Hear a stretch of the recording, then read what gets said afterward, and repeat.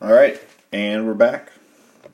All right, so section 5.2 is talking about a little bit more polynomials. We're going to get a little bit more into the graphing of things than what 5.1 was all about. Our EQ is how can I use the zeros of a polynomial to sketch a graph of the function. So what we're going to do is start by a little bit of factoring, because factoring is coming back into play.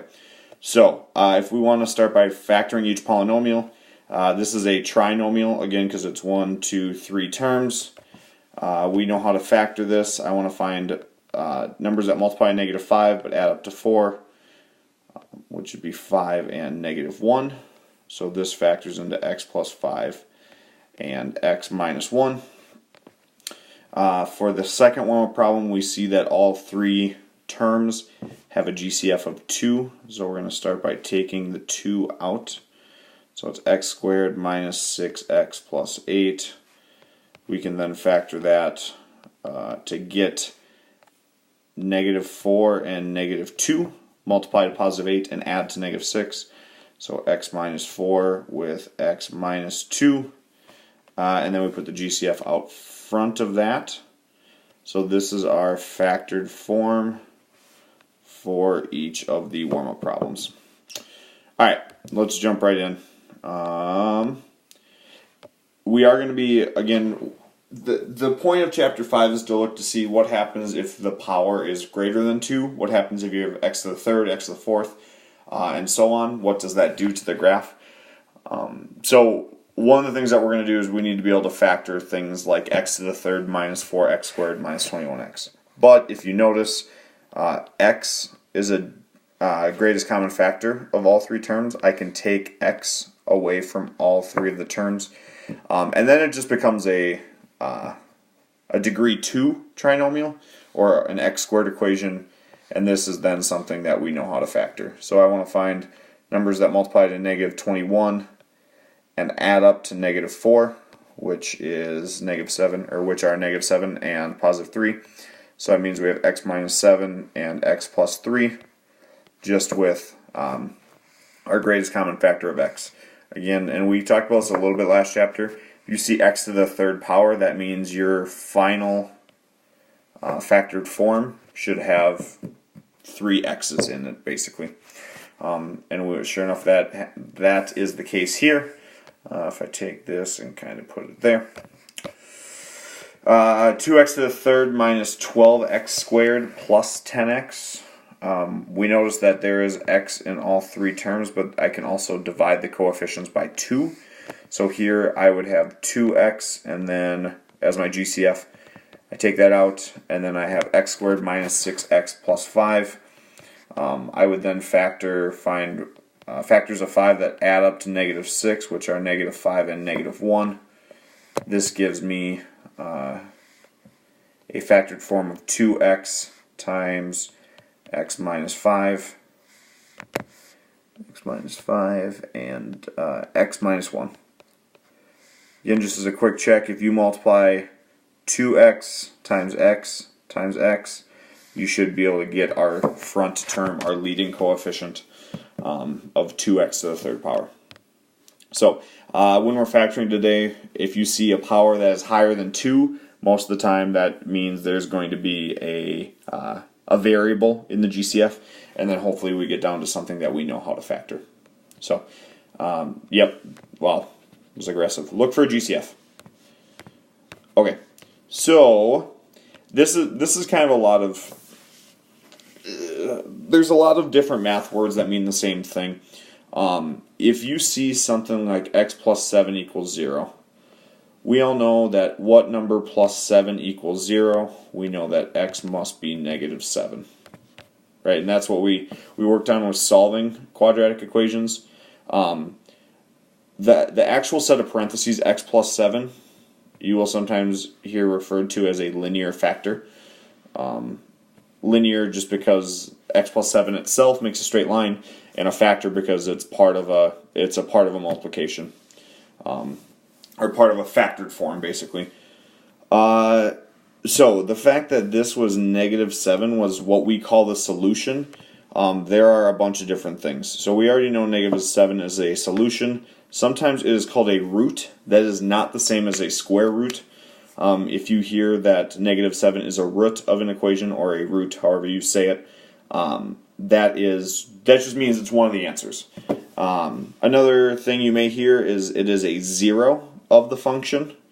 So if I say negative 7 is one of the zeros, that just means if I plug in negative 7, I get 0, is why we call it that. But this is the big one, and the one that we're going to take away today, is that also tells us something about the graph. And that tells us that negative 7 is one of the x-intercepts of the graph, meaning that the graph will cross the x-axis at an x value of negative 7. And that's going to be super helpful for what we need to do today, which is graphing some of these higher order or higher degree polynomials. So, just a bunch of words that mean the same thing. So, let's say, for instance, you have this equation in factored form. We're going to, just based on this, we're going to sketch a pretty accurate graph of this function. So, I see it's already in factored form. I see 3 x's here, which means I'm going to have 3 solutions. But as we now know, that also means I'm going to have 3 x-intercepts. So what makes that first factor 0? Well, it's just x by itself, so that would be x equals 0. What number take away 4 equals 0? Well, that would be positive 4. And what number take away 2 equals 0? That must be negative 2. What this means is that each of those x values gives us 0 as a y value, which will give us 3 points or 3 x-intercepts on the graph. So what we're going to do is I'm going to start by graphing those 3 points. So 0, 0, 0, 0, 4, 0, and negative 2, 0. So I know that the graph is going to hit the x-axis at those spots. The other thing that I know is because x times x times x is x to the third power, this equation, if I were to multiply it all together, would start with x cubed plus dot dot dot, some other stuff I'm not going to go through, and multiply it all together.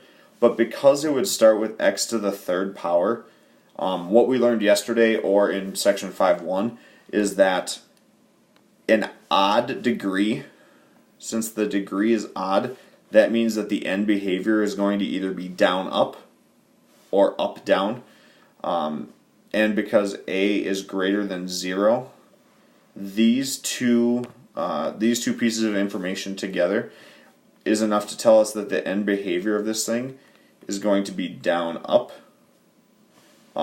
So what we can do with that is we know that this graph, from this last x-intercept, from this left-hand x-intercept of negative 2, I know that the graph must continue to go down. That's bad, but I know the graph's going to continue to go down. And I know the graph's not going to come back up at all. It's not going to do something like this, because then I would have to have another x-intercept. And the only x-intercepts we had were these 3 numbers, 0, 4, and negative 2.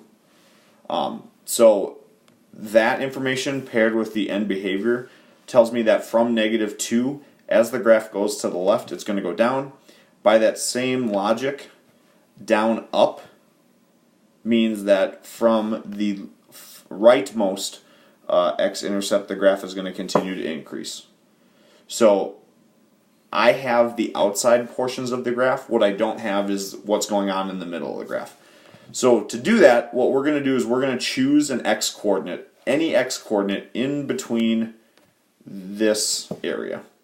Well, since we have an x value, or an x-intercept of negative 2 and an x-intercept of 0, it makes sense to pick negative 1 as an x-coordinate.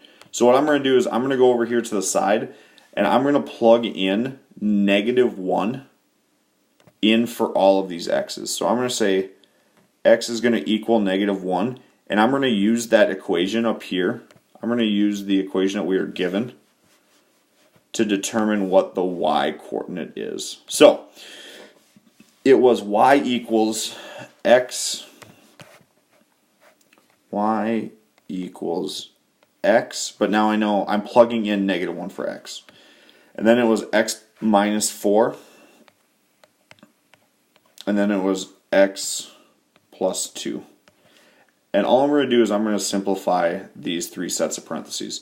So -1 times -5, because that's -1 minus 4, times +1. If I multiply those three numbers together, -1 times -5 is +5, and then I times that by 1. So that means y is equal to +5. Which means one of the points on this graph is -1, 5. So I'm going to plot that point. I'm going to add this coordinate, -1, 5, onto the graph. And if we look at that, -1, 5 is right about there, which makes a lot of sense because we know that the graph is going to have to go up, and then it's going to have to come back down, and then it's going to come down here somewhere. Again, I don't know exactly how far down the graph goes between 0 and 4, so I'm going to pick any number in between here. You only have to choose one value. I'm going to pick a +2, x equals +2, and I'm going to plug that in again. Plug that into the equation just like we did with -1. So I'm going to take all this and kind of put it down here. So we're going to do the same thing with x equals +2. So if x equals +2, we have y equals x times x minus 4 and x plus 2. Again, those were all x's, but I replaced them all with +2. This then gets me to y equals 2 times -2 times +4, which if you multiply all those together gives me y equals -16. So that means another point on our graph is 2, -16. Now sadly I am numbering by ones, so I'm not going to be able to graph 2, -16.